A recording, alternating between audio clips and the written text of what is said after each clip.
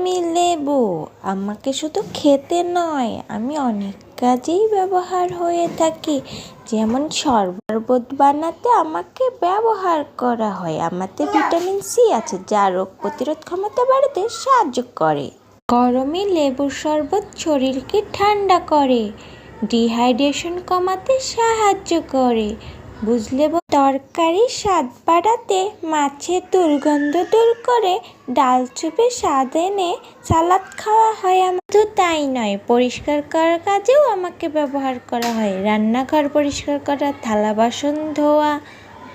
প্রতিদিন সকালে খালি পেটে 1 গ্লাস লেবুর জল খেলে চর্বি কমিয়ে শরীরের ওজন কমাতে সাহায্য করে। ত্বক ও চুলের যত্নে আমাকে ব্যবহার করা হয়। ত্বকের কালো দাগ দূর করতে আমি সাহায্য করি। প্রতিদিন 1 টুকরো লেবু ব্যবহার করুন আর থাকুন ফ্রেশ ও সুস্থ। ভালো লাগলে সাবস্ক্রাইব করবেন। বাই।